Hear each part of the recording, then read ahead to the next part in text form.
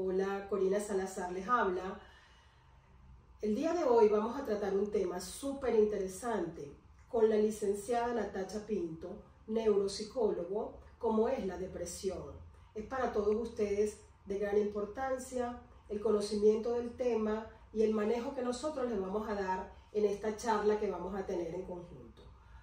Natacha forma parte de nuestro equipo interdisciplinario de rehabilitación y como tal contamos mucho con ella para este tipo de temas.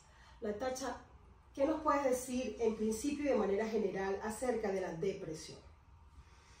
Corina, fíjate, lo primero que creo que es importante es diferenciar cuando una persona puede estar triste y cuando una persona tiene realmente depresión, ¿no? La tristeza es una emoción normal que todos en algún momento tenemos y usualmente es algo reactivo a algo que nos pasó. Tuvimos una discusión con nuestra pareja, algo no nos salió, tuvimos una mala nota en la universidad y eso genera que nos sintamos tristes, ¿no? Pero en general es una reacción emocional pues transitoria, pasa y de una intensidad pues moderada, siempre acorde a la situación. Pero cuando hablamos de depresión ya hablamos de una enfermedad a nivel de salud mental. Ya no es eso normal que es un sentimiento de tristeza. Cuando hablamos de depresión, bueno, hay una serie de criterios que una persona tiene que cumplir por un tiempo determinado para realmente considerar que esa persona tiene depresión. Ciertamente, uno de los principales criterios es que existan sentimientos de tristeza. Sin embargo, no siempre esto es lo que predomina.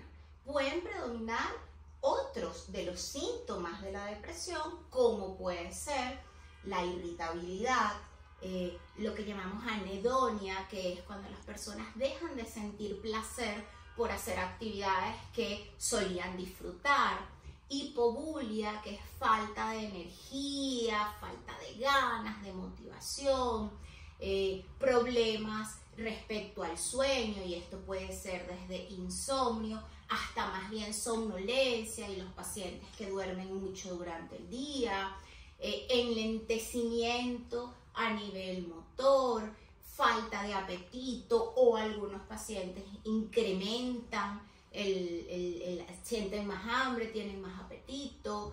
Puede también presentarse dificultades de atención y de memoria, estos sentimientos de minusvalía, yo no sirvo, no soy suficientemente bueno, y consecuentes ideas referidas a culpa, sentimientos de culpa, de por qué yo no pude pasar el semestre, por qué no pude hacerlo bien, incluso por qué me siento así, y lo asociado, pues que ya da un nivel de severidad mayor a un cuadro depresivo, que son ideas relacionadas a la muerte, que puede llegar hasta ideación suicida. Entonces, fíjense que no existen dos pacientes con depresión iguales. La depresión es la depresión de cada persona. Y a diferencia de sentir tristeza, hablamos de depresión como algo muchísimo más intenso y duradero. Es algo que se prolonga durante un tiempo en el cual la persona se encuentra en estas condiciones casi todo el día, casi todos los días. Entonces, una persona con depresión necesita recibir un tratamiento, un abordaje especializado para ello. Perfecto. Tú sabes, Natacha, que nosotros en fisioterapia, yo por ejemplo manejo muchísimo, yo trabajo a domicilio solamente y manejo muchísimo los casos neurológicos, sobre todo de pacientes con accidentes cerebrovasculares, pacientes con Parkinson, este tipo de enfermedades, ¿no?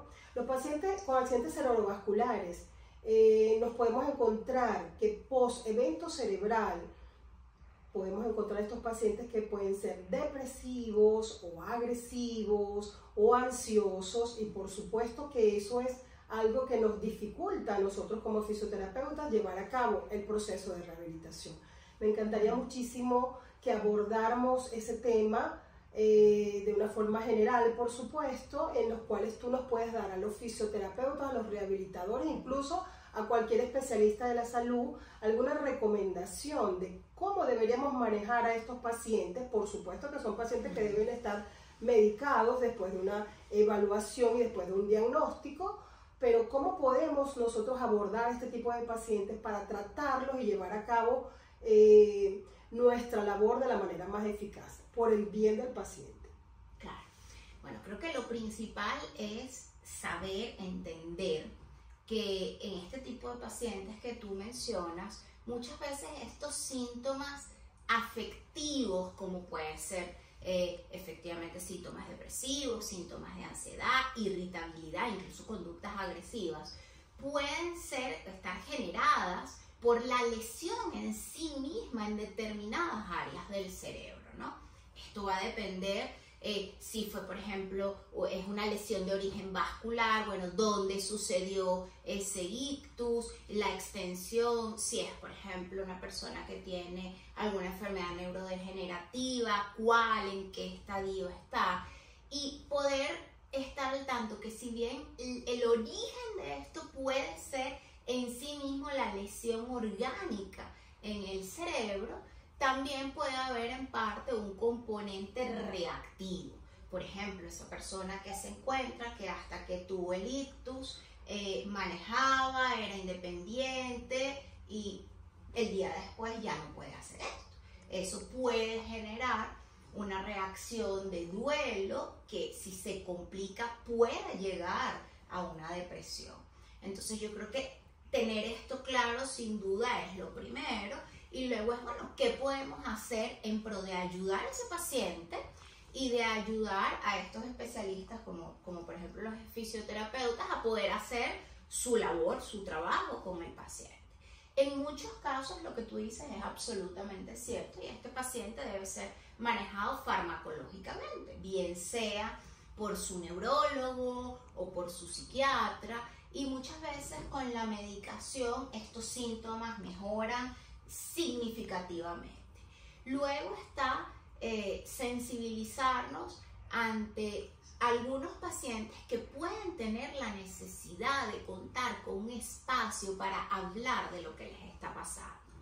Un paciente a quien se le acaba de diagnosticar una enfermedad importante, evidentemente va a estar pasando por un duelo, por la pérdida de su salud y todo lo que eso puede implicar. Y muchas veces ese paciente no habla de esto con su familiar, con su hija, con su esposa, con su mamá, por no preocuparlos, por no generarles, en fin. Entonces, brindarles un espacio en general, pues como apoyo psicoterapéutico, de escucha, de contención, de que no sientan temor de comentarle al terapeuta qué estoy sintiendo, porque bueno, yo soy una persona empática, pero no soy directamente tu familiar y lo que tú me digas no me va a dañar.